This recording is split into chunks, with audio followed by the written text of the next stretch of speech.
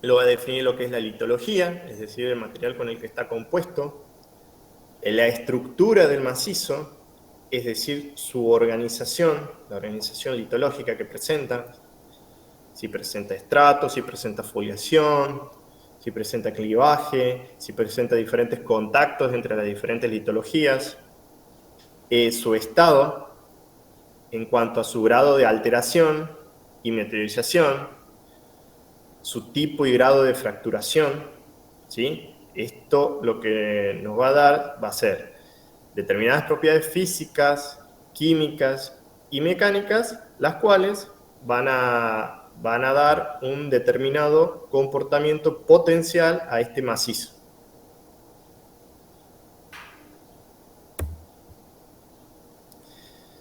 Bien, como les decíamos, lo que es en cuanto a la composición litológica, es decir, de qué roca estaría constituido el macizo, esto condiciona el comportamiento en cuanto a qué tipo de material es el macizo y a qué subtipo puede pertenecer, es decir, cuáles son los subtipos de las rocas, son las ígneas, las sedimentarias y las metamórficas.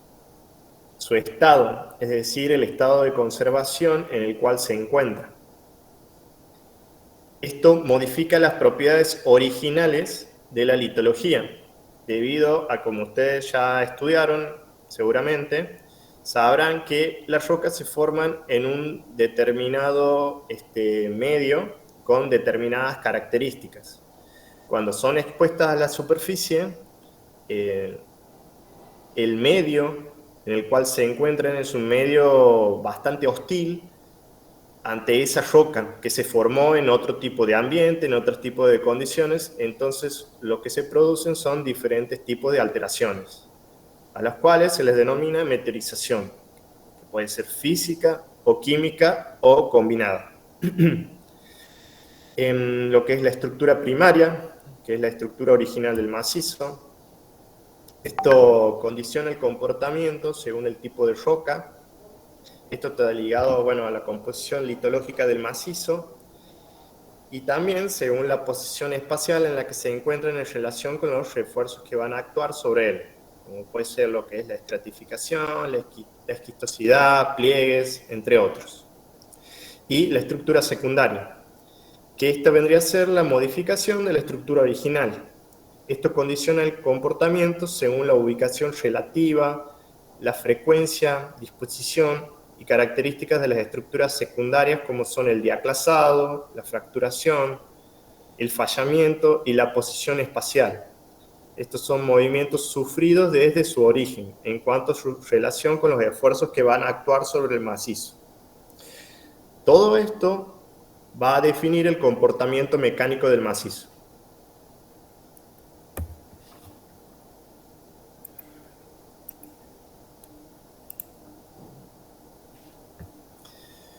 Bien, como habíamos mencionado, las diferentes características del macizo, en cuanto a su composición litológica, por ejemplo, hablábamos de los tres subtipos principales de rocas, que son las rocas ígneas, las sedimentarias y las metamórficas. Esto van a representar lo que es la composición original del mismo.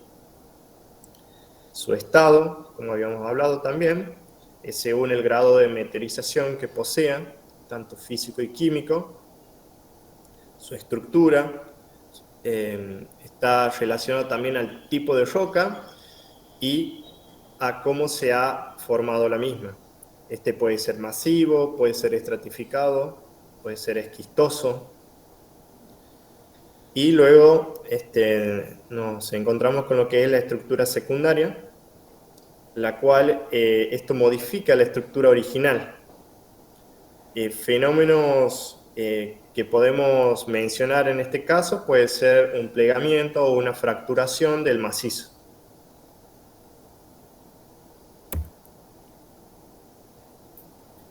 Bien, como ingenieros, el día de mañana a ustedes lo que les va a interesar es cómo calificar la calidad del macizo y cómo expresar con números a la naturaleza.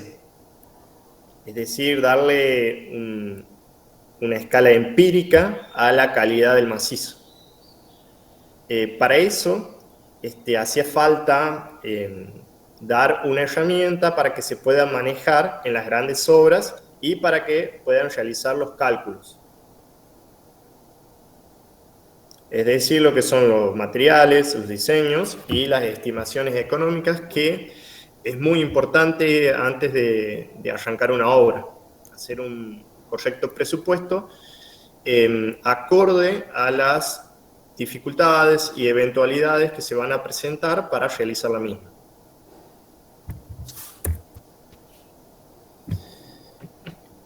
Para medir la calidad de un macizo rocoso, es necesario expresar con números una parte de la naturaleza.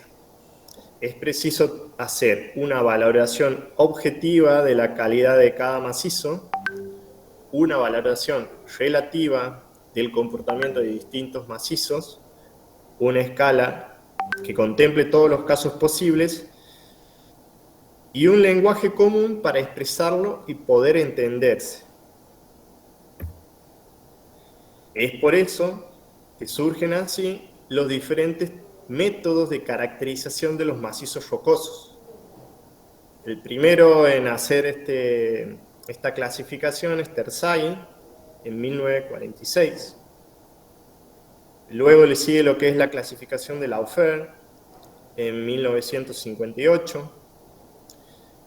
Luego le sigue el Rock Quality Designation o RQD en 1964 de Der. Luego le sigue la caracterización de Wieniawski en 1973 y el mismo Wieniawski en 1984 hace una nueva método de caracterización que es el Rock Mass Rating o RMR. Generalmente aquí siempre se los conoce más por el tema de las siglas, más fácil, digamos. Luego sigue el método Q de Barton, que generalmente es para caracterizar macizos rocosos en donde se quiere construir un túnel. Y luego el Rock Structure Rating, RSR, en 1974 de Jacobs. Bien. Como habíamos hablado, aquí es fundamental siempre tener en cuenta lo que es, y lo vamos a reiterar en toda la clase, conocer el tipo litológico y estructural que poseerá el macizo. Hay que conocer lo que son las discontinuidades y la modificación de la estructura y su estado de conservación para así determinar los posibles riesgos que se pueden presentar. En este caso, bueno, en la imagen se observa cómo se estaba queriendo empezar un camino, ¿sí? Y se observa cómo, debido a esa modificación en el ambiente primario, digamos, de ese macizo, se generó un deslizamiento de ladera.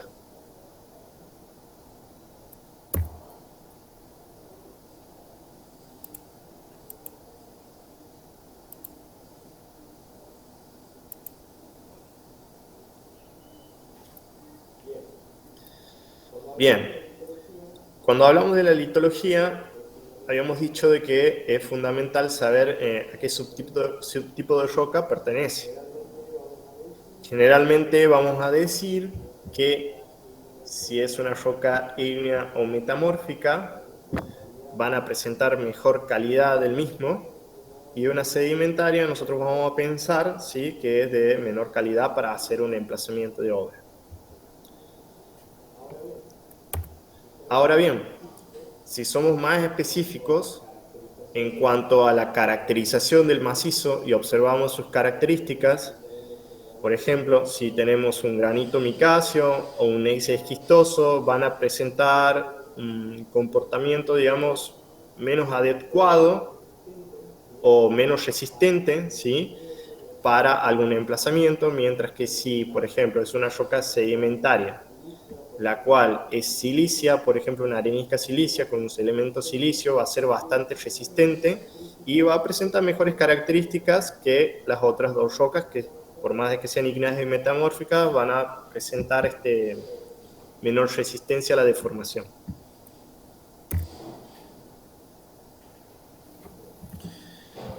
Bien. Los condicionantes genéticos de la resistencia están relacionados a lo que son el engarce entre los cristales y su vínculo molecular que constituyen la roca. En este caso sería, por ejemplo, de las rocas ígneas, los cuales se traducen en una estructura homogénea y resistente. También lo van a encontrar en la bibliografía como masiva. En cambio, la disposición de las partículas en capas, como son los estratos, y su vinculación indirecta a través de un cementante, como en el caso de las rocas sedimentarias, se traducen en una masa heterogénea con planos de diferente resistencia.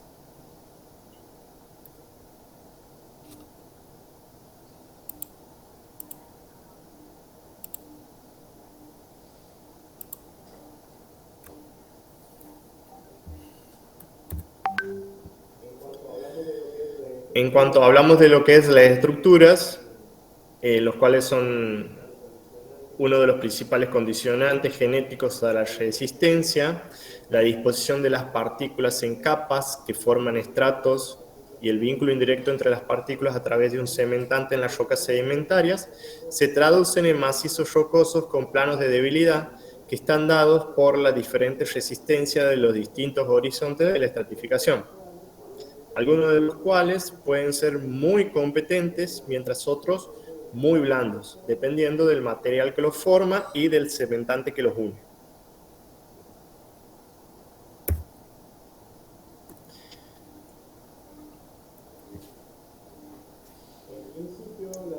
En principio, la trabazón y el vínculo molecular entre los cristales de las rocas ígneas y las rocas metamórficas se traducen en macizos originalmente resistentes, pero la abundancia de minerales frágiles o débiles, digamos, como es la mica, en algunas rocas ígneas, o su ordenamiento preferencial de las micas en algunas rocas metamórficas, como lo es la esquistosidad, como ocurre en el gneiss esquistoso, hacen que tales propiedades pasen al macizo, disminuyendo así su resistencia al definir planos de debilidad.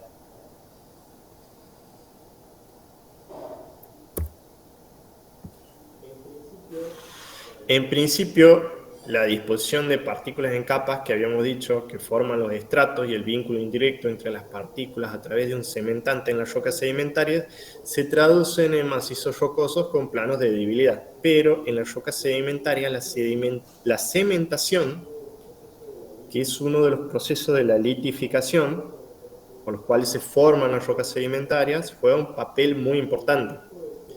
El tipo de cementante y el grado de cementación de la roca, que también depende del nivel de litificación alcanzado, definen la resistencia.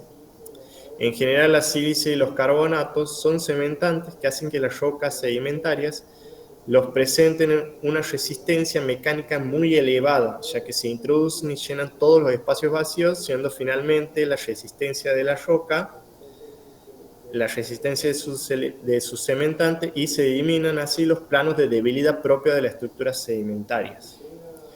Para que tengan en cuenta, las rocas sedimentarias con una cementación silicia generalmente se comportan de forma muy parecida a lo que es el hormigón, ¿sí? Para que lo tengan de referencia.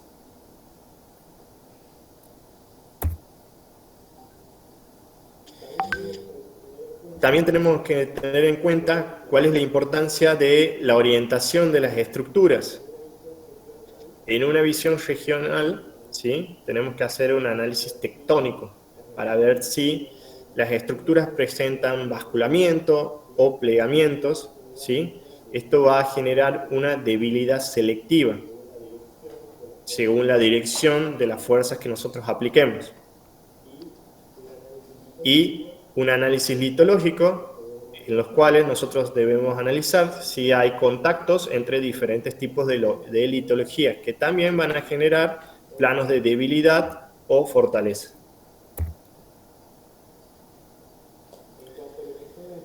En cuanto a lo que son las estructuras primarias, en las rocas sedimentarias, la disposición en capas de partículas de un mismo tipo o característica permiten considerar diferentes grados de resistencia según los planos de estratificación. Esto le confiere al macizo sedimentario un comportamiento que es variable en función de la posición de esos planos en relación a los esfuerzos incidentes. En las rocas sedimentarias o en las metamorfitas con esquistosidad, el buzamiento del plano de debilidad incidirá directamente positivo o negativamente en la estabilidad de los taludes rocosos. La estructura primaria puede prevalecer, pero puede haber una basculación que modifique las condiciones originales. Observen, por ejemplo, estos dos ejemplos, en los cuales en uno presentan una estratificación horizontal prácticamente, y los cuales al hacer un desmonte para la construcción del camino será mucho más estable que esta figura de la derecha, en la cual se observa un basculamiento, un plegamiento de los estratos de su estructura primaria, los cuales le genera una determinada inclinación, un buzamiento, que esto a posterior generará una situación más inestable al momento de hacer el desmonte.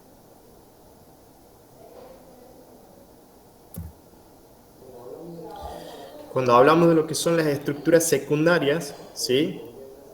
Vendrían a ser lo que son una estructura original modificada, la cual deriva en otras estructuras secundarias. Un ejemplo son los pliegues, por ejemplo, como se observan en los ejemplos de aquí abajo, estos dos de aquí abajo, ¿sí?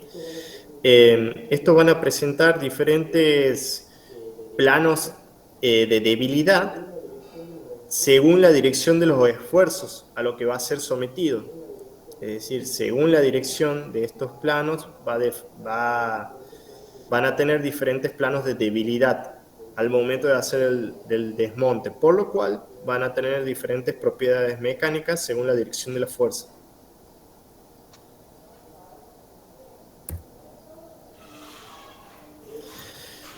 Es muy importante y primordial, ¿sí? Tener en cuenta lo que son las discontinuidades en el macizo. Entre las que podemos mencionar son las fracturas, que son discontinuidades menores de carácter local, las diaclasas, que son discontinuidades menores de carácter sistemático, y las fallas, que son discontinuidades mayores de carácter regional y en los cuales, como se observa en la figura, hay un desplazamiento aparente entre los dos cuerpos que se desplazan. ¿Sí? Todos estos van a generar mayor debilidad en el macizo rocoso que nosotros vamos a estudiar.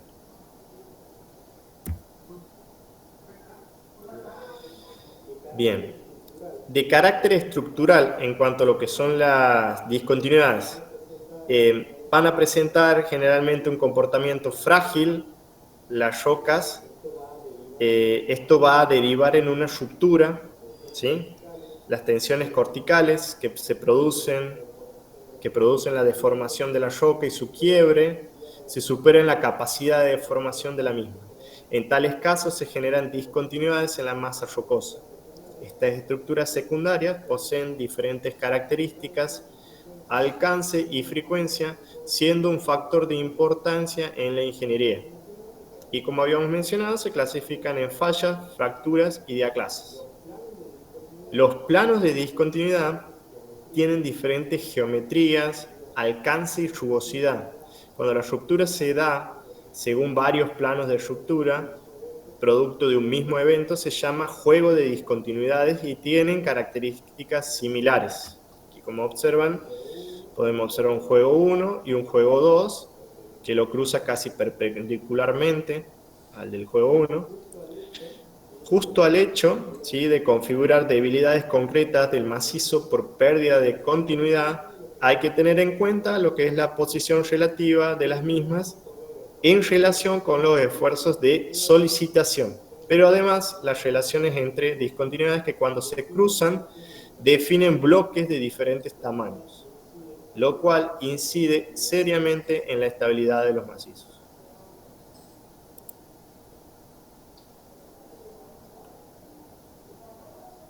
Bien.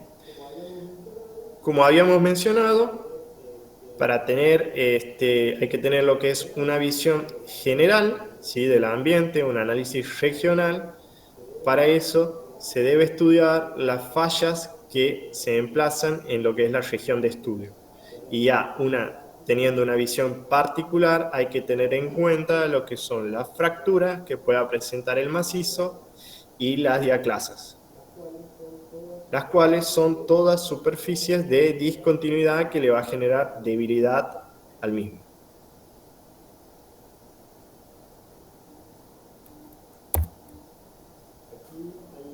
Aquí hay una imagen muy representativa acerca también de la importancia que es la escala de estudio.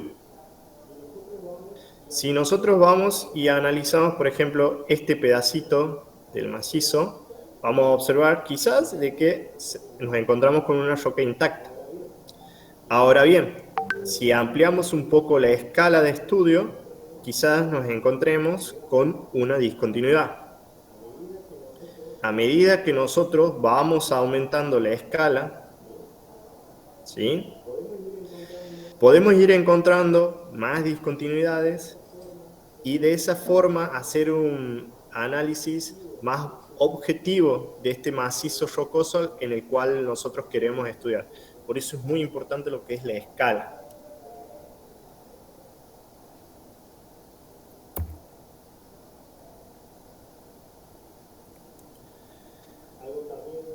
Algo también, una característica muy importante que habíamos mencionado, es la importancia de estudiar la alteración que posea este macizo. Recordando lo que habrán visto en unidades anteriores, cuando hablamos de alteración nos referimos generalmente a lo que es la meteorización, la cual puede ser física o química o combinada. Hay que observar lo que es el grado de meteorización que posee el mismo y lo podemos definir desde un macizo que está sin alteración, al cual lo podemos definir como roca fresca, hasta el máximo, el macizo con mayor alteración, el cual deriva en un suelo residual. En el medio vamos a tener diferentes escalas y los vamos a ir definiendo como ligeramente meteorizado, moderadamente meteorizado, altamente meteorizado, extremadamente meteorizado, hasta llegar a lo que es el suelo residual. Ese sería el punto final de alteración que puede tener un macizo. Hay que recordar también que a medida que se encuentra con mayor alteración o más meteorizado el macizo, va a presentar mayor debilidad y menor cohesión, ¿sí?, de su estructura.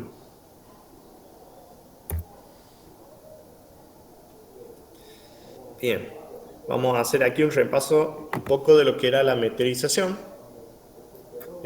Es un fenómeno que afecta decisivamente, las condiciones mecánicas de los macizos rocosos. Un macizo puede ser de una roca resistente, no ser estratificado, no estar plegado, ni fracturado o diaclasado, y puede presentar resistencia nula si sus componentes se encuentran suficientemente meteorizados. La meteorización es un proceso de índole físico-químico que altera los minerales y puede llegar a disminuir drásticamente su resistencia. Un granito, por ejemplo, que tenga sus feldespatos alterados, pierde la consistencia y la capacidad de soporte de una roca típicamente competente. Algunos fenómenos ligados a estos procesos son la hidrólisis, la oxidación, la reducción, la carbonatación, entre otros.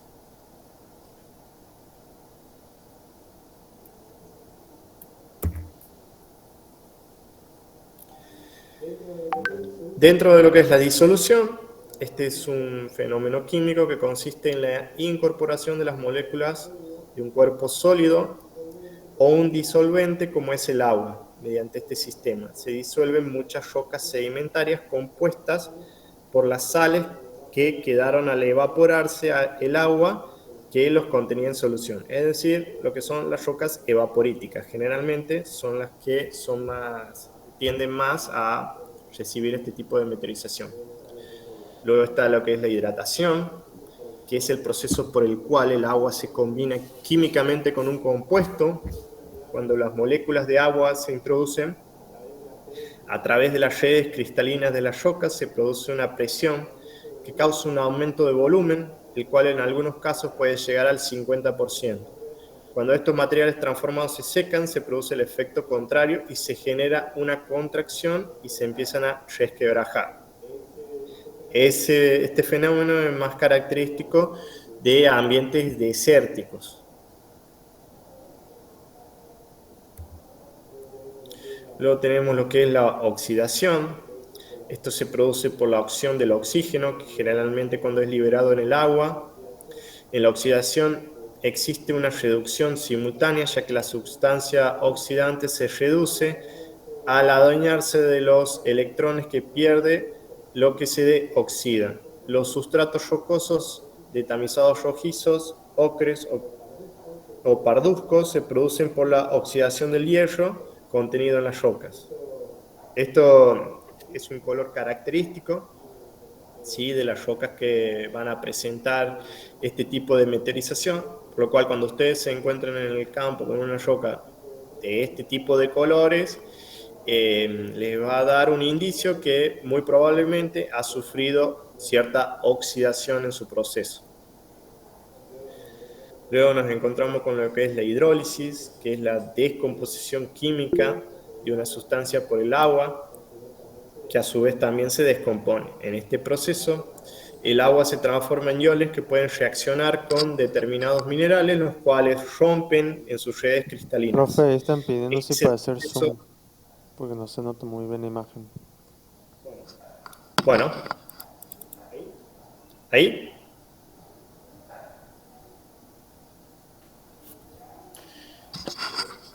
Bien, este es el proceso que ha originado la mayoría de los minerales arcillosos.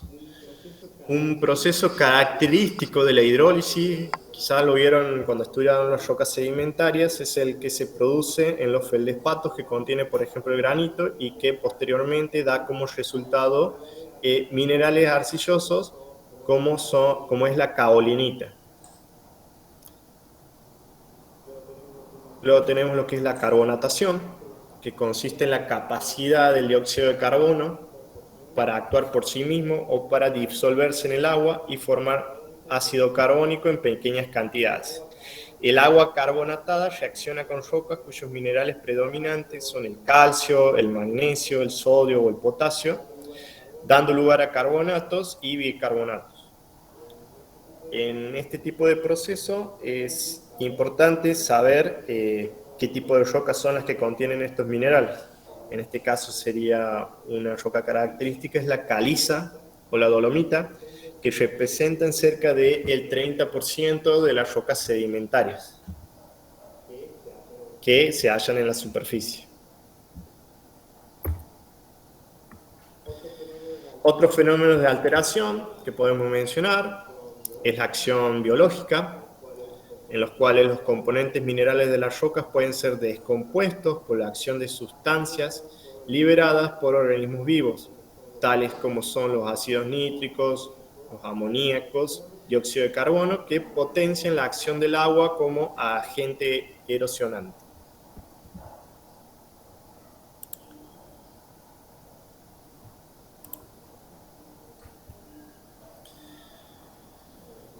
Bueno, aquí van a ver un poco de los ejemplos. Los componentes minerales de las rocas pueden ser descompuestos, aquí como habíamos mencionado, por la acción de estas sustancias liberadas por los organismos vivos, como habíamos mencionado. Bueno, aquí hay una evolución del macizo rocoso hacia un suelo residual, debido al intemperismo que sufrió el mismo.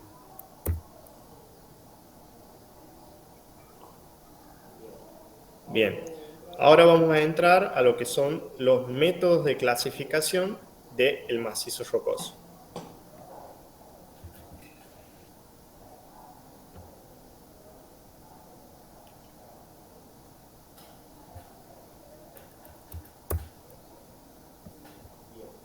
Bien, al principio, los primeros métodos que surgieron para la caracterización del macizo fueron los de Terzaghi y los de Laufer. Estos eran unos métodos más cualitativos del mismo. Esto generaba mayor incertidumbre. Posteriormente fueron saliendo más métodos de caracterización, los cuales fueron más cuantitativos o cualitativos, los cuales ayudaron a mejorar esa caracterización que se buscaba del macizo. Como habíamos mencionado, lo que son el EDQD, el de Beniowski, el método Q, el RSR y el RMR de Beniowski también.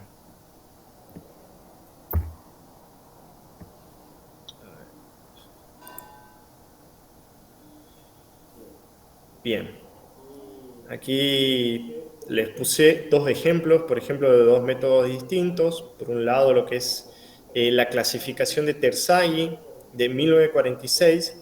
Este es un método de caracterización más descriptiva, en la cual se iba los diferentes estadios de roca, las clasificaba desde una roca intacta, una roca estratificada, luego iba a una roca moderadamente fracturada, hasta el punto final que nos encontramos con una roca triturada químicamente intacta, es decir, 3 diferentes estadios de roca en las que clasificaba.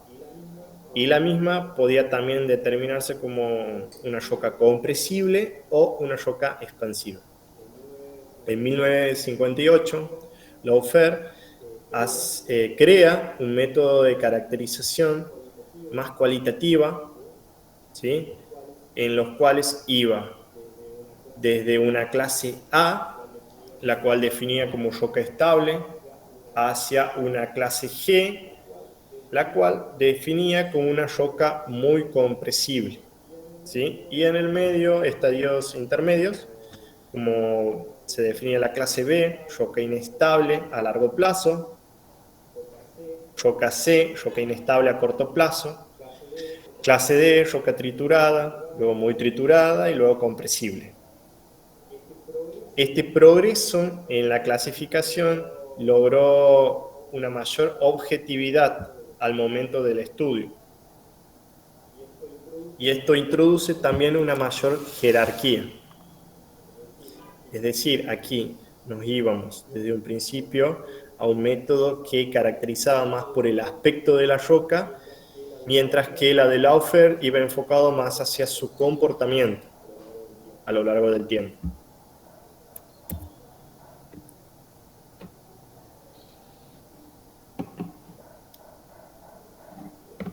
Bien. Ahora vamos a hablar de lo que es el método RQD de Der en 1964. Para este método de caracterización, ¿sí?, es necesario realizar perforaciones.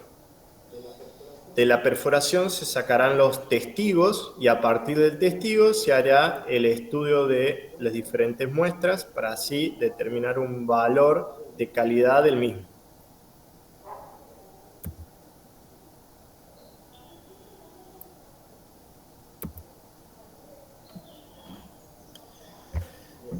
Bien. En cuanto es como habíamos dicho, en la clasificación RQD, es fundamental para la misma hacer perforaciones y rescatar testigos del macizo el cual se va a estudiar. Esta es una cuantificación del grado de fracturación que va a tener el mismo. Este índice permite obtener un valor cuantitativo de la calidad del macizo rocoso, teniendo en cuenta el porcentaje de testigos recuperados. Aquí lo que vamos a obtener son parámetros cuantitativos, ¿sí?, en cuanto a su calidad.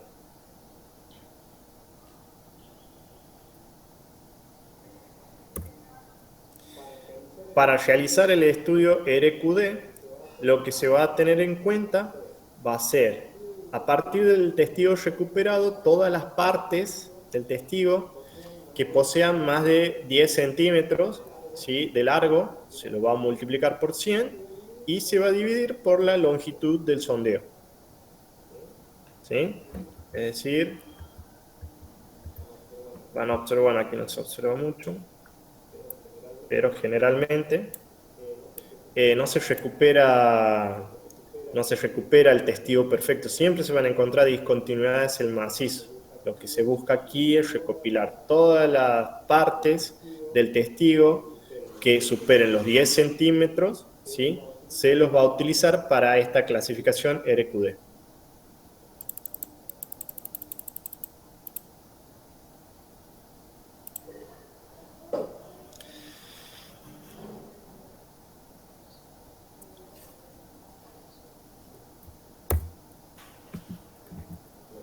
Aquí observamos un ejemplo en donde van a observar, por ejemplo, si se hiciera un sondeo en este macizo, todas esas superficies de discontinuidades, en el momento de cuando nosotros recuperemos los testigos, van a estar, digamos, todos fracturados. Y a nosotros únicamente nos va a interesar para el estudio, van a ser todas las partes que superen los 10 centímetros de largo.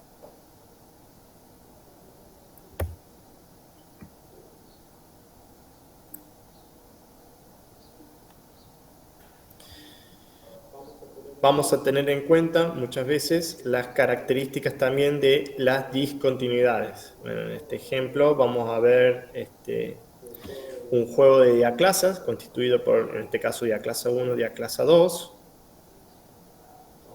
Vamos a tener en cuenta lo que es la ondulación del plano de discontinuidad que presentemos, el relleno por el cual esté constituido, su rumbo y buzamiento del mismo va a ser fundamental también para su estudio.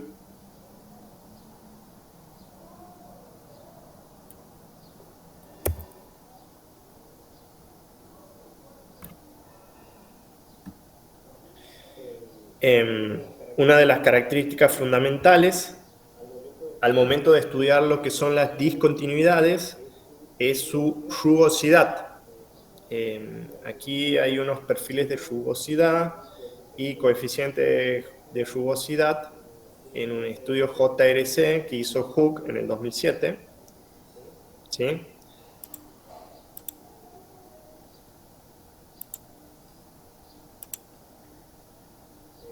El tema de la rugosidad es muy importante dentro de las discontinuidades porque van a generar mayor fuerza tensional para evitar un posible movimiento debido a alguna fuerza actuante sobre esos planos de debilidad. Otra característica importante a estudiar en el tema de las discontinuidades va a ser el espaciamiento que tengan estas discontinuidades, si están muy abiertos o si están pegadas las mismas. ¿Cuál va a ser su estadio de los bordes? Aquí no se ve bien la imagen, pero esto se refiere a lo que es el grado de alteración que posean estas discontinuidades. Debido a que siempre estos planos de debilidad van a ser más susceptibles a lo que es la meteorización. Otra característica a tener en cuenta va a ser las familias de discontinuidades que podamos encontrar. En este ejemplo vamos a encontrar dos familias.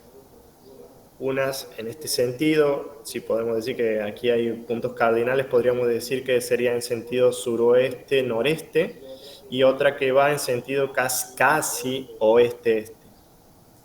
Vendrían a ser dos familias de discontinuidades que van a generar diferentes tamaños de bloques, los cuales también van a tener gran importancia al momento de su estudio. Otra característica importante que vamos a necesitar para el estudio de las discontinuidades va a ser el relleno de los cuales esté constituido estas discontinuidades. Pueden haber diferentes tipos de rellenos, pueden haber rellenos cementantes, rellenos con matriz de roca triturada, o puede directamente no tener relleno y directamente estar espaciado. la persistencia de las discontinuidades. Esto hace referencia a si la discontinuidad va por todo el macizo o solamente va por algunos tramos del mismo. ¿Sí? Y bueno, como ya habíamos mencionado, lo que es la rugosidad y lo que es el rumbo y el buzamiento de las diferentes discontinuidades.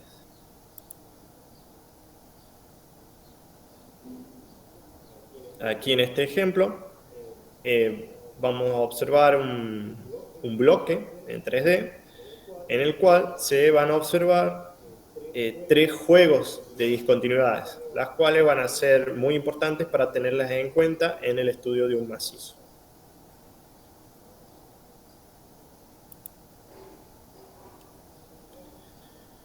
Bien, cuando hablamos de características de las discontinuidades, habíamos dicho también que es muy importante lo que es la apertura y el relleno. ¿Sí? Aquí, bueno, van a ver algunas representaciones.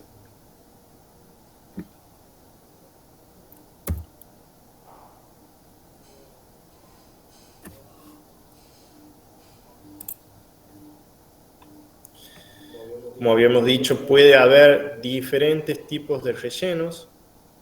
¿Sí? En este caso, bueno, hay un relleno vegetal dentro de lo que son las discontinuidades.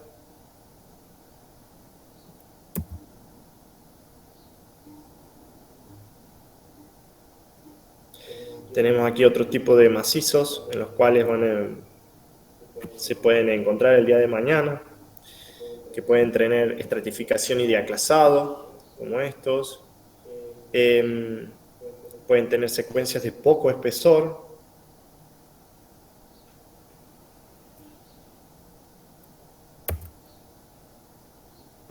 Bien.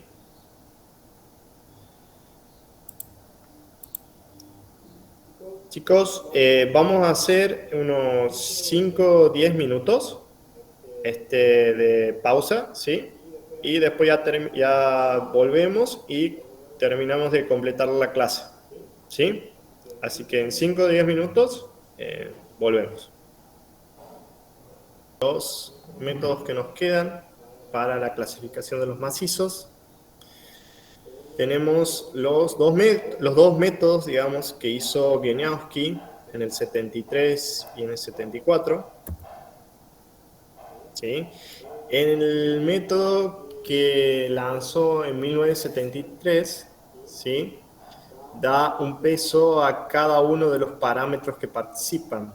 En este caso tiene en cuenta lo que es el EQD, que lo vimos anteriormente, a la alteración de la roca, a la resistencia de la roca sana, a la separación que pueden tener las diaclasas, es decir, la medición de su espaciamiento, la apertura interna que puedan tener, su continuidad o extensión, es decir, la persistencia, si hay flujo de agua, es decir, si está la freática cerca, y la orientación de las diaclasas en cuanto a su rumbo y buzamiento.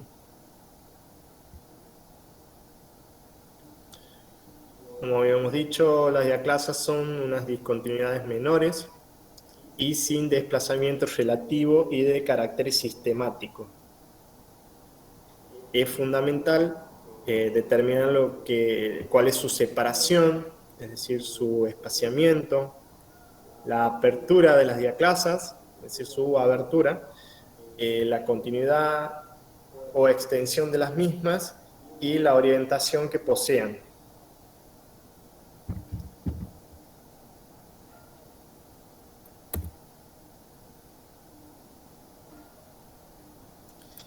En esta clasificación tiene en cuenta lo que es la resistencia de la roca sana a la compresión simple. Este ensayo de compresión simple se efectúa mediante la utilización de un fragmento de roca, un cilindro de roca, ¿sí? El cual se lo pone en una prensa y se determina cuál es su presión de quiebre o de ruptura. Y se la determina en una medida que va a representarse en kilogramos sobre centímetro cuadrado. Como habíamos dicho también, bueno, va a tener en cuenta lo que es la separación de las discontinuidades, ¿sí? La presencia de agua, la persistencia, que como habíamos dicho es la continuidad de esa discontinuidad a lo largo del macizo, y su rumbo y buzamiento de las diferentes familias que van a constituir esas diaclasas que tendrá el macizo.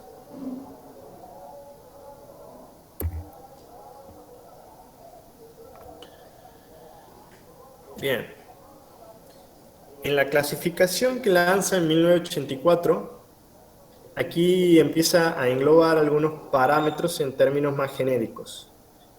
La clasificación se denomina RockMath Rating y se la conoce más por sus siglas, que son RMR. En esta tiene en cuenta lo que es el RQD, que recordando que es la recuperación de los testigos en los sondeos. Se tiene en cuenta lo que es el ensayo de compresión simple. De nuevo, se tienen en cuenta el espaciamiento de las diaclasas. Ahora bien, tiene en cuenta también cuáles son las condiciones en las que se encuentran estas diaclasas. Aquí engloba los puntos 4 y 5 de su clasificación en el 73, las condiciones del agua subterránea y, bueno, de nuevo, la orientación de las diaclasas en cuanto a su rumbo y buzamiento. En este caso, nosotros lo que hacemos al realizar este método es completar una tabla, ¿sí? Y esto va a generar diferentes valores, los cuales nos van a permitir clasificar la calidad del macizo en muy bueno, bueno, medio, pobre y muy pobre, ¿sí? Y bueno, a partir de ahí definir cuál es su condición en cuanto a si va a ser favorable o no favorable realizar la obra.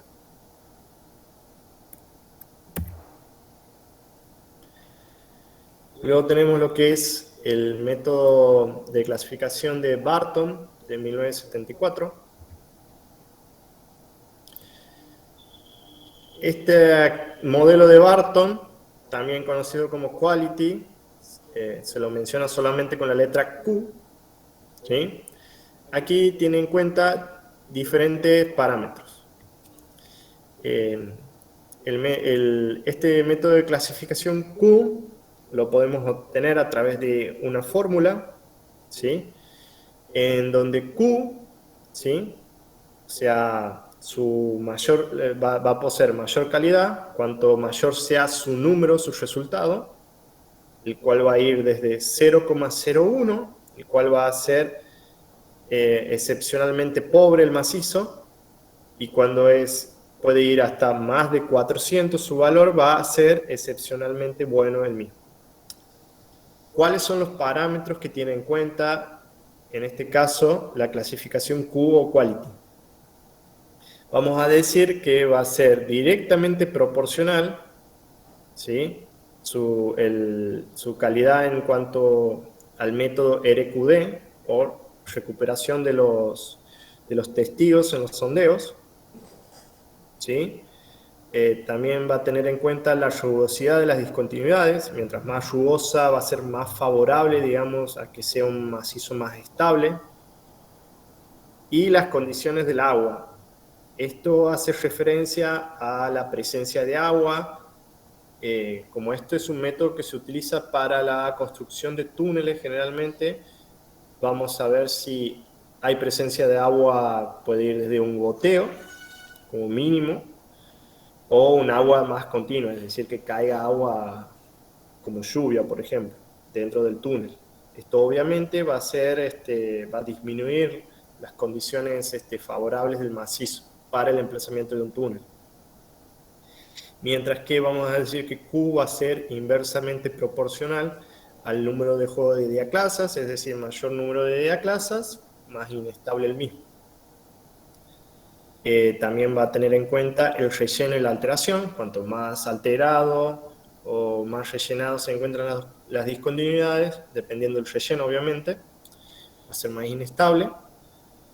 Y luego tenemos un factor que se llama Stress Reduction Factor, ¿sí? Que esto tiene en cuenta lo que son las zonas débiles, la competencia de la roca y cuando son terrenos fluyentes y expansivos.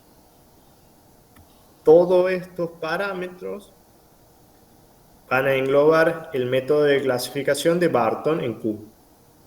¿Sí? Y recuerden que esto generalmente se lo aplica para determinar lo que son la calidad para hacer túneles en macizos rocosos.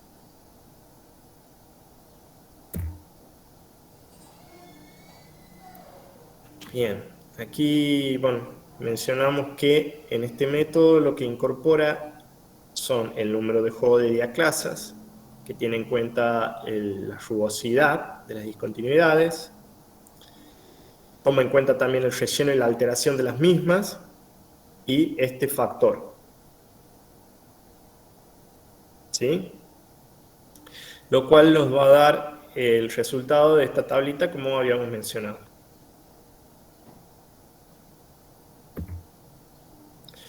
Luego tenemos lo que es el método de Jacobs de 1974. El método de Jacobs es el de Rock Structure Rating o RSR, ¿sí? El cual establece un modelo sumatorial teniendo en cuenta lo que es la geología, ¿sí?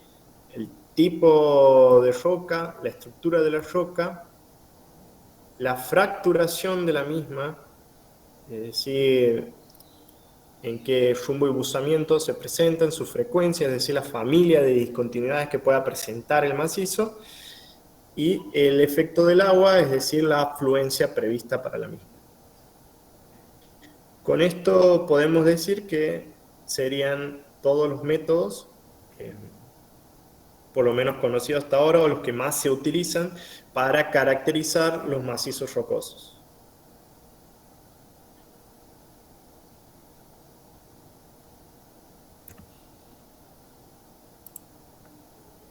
Y bueno, aquí yo lo que les hice fue ponerles diferentes ejemplos de macizos con los cuales se van a encontrar el día de mañana para trabajar.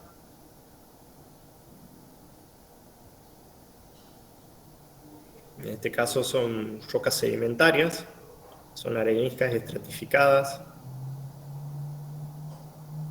En este caso, además de esos dos juegos de familias de diaclasas que estamos viendo, juego 1 podríamos decir que son estas verticales y juego 2 estos horizontales o casi horizontales que los cortan casi perpendicularmente. Observamos aquí la presencia de diques, que son rocas ígneas intrusivas que también van a modificar la estructura y la estabilidad del mismo. Por eso hay que tener en cuenta todos los factores en relación a la escala en la cual estudiamos el mismo. Aquí tendríamos el dique visto mucho más de cerca. También es fundamental, hay que recordar lo que son los contactos entre diferentes litologías. Aquí vamos a observar el contacto entre dos tipos de litologías, algo más masiva y esto un poco más estratificada y diaclasada que la litología de abajo.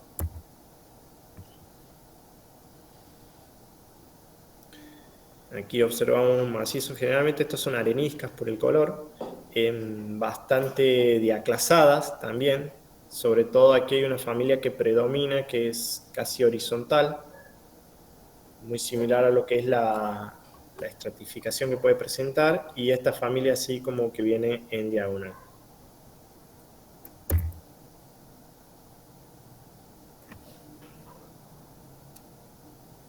Aquí podríamos observar que se presentan tres familias de diaclasas en esta roca, que cortan como en bloques, ¿ven? Aquí está muy marcado, digamos, el bloque, y las 3 familias que cortan el mismo para formarlo.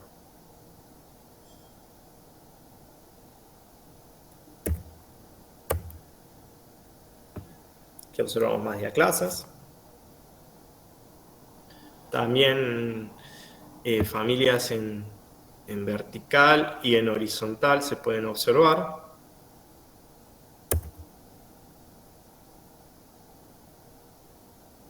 Aquí observamos algunas rocas metamórficas, los cuales presentan estos planos de foliación,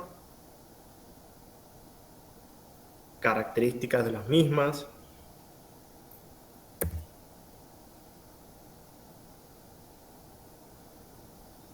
En este caso también observamos, aquí son rocas esquistosas, que presentan justamente esa esquistosidad, que son planos de debilidad, que van a influir mucho también en la fundación de la obra.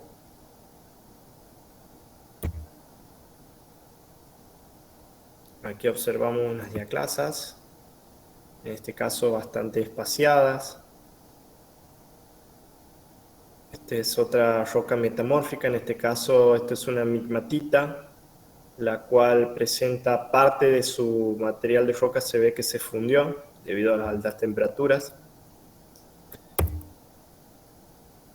Luego tenemos lo que son también rocas volcánicas, que a pesar de presentar generalmente estructuras masivas, pueden presentar este tipo de familias de discontinuidades, los cuales van a influir en el día de mañana en la estabilidad del macizo.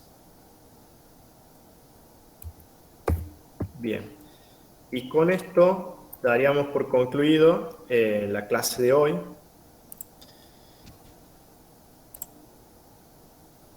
¿Sí? Así que bueno, chicos, lo único que quedaría sería vernos la semana que viene. La semana que viene el tema es remoción en masa, ¿sí? Es una clase un poco más corta que la de hoy y quizás menos compleja. Yo esta clase seguramente la estaré subiendo al CUP, así la puedan estudiar si quieren. Seguramente les va a servir. Y bueno, lo único que me faltaría sería coordinar con ustedes algún horario de consulta en la cual quieran ir, pero eso lo vamos a hacer por el grupo de WhatsApp, ¿sí? Su ayudante les va a preguntar, Paula, les va a preguntar en qué horario podría ser, así coordinemos entre todos, ¿sí? Para alguna duda que tengan del teórico o alguna duda que les surja de los trabajos prácticos. Así que bueno, chicos, aquí concluiríamos la clase de hoy y ya saben, cualquier cosa, las dudas las vamos a ver en la futura clase de consulta.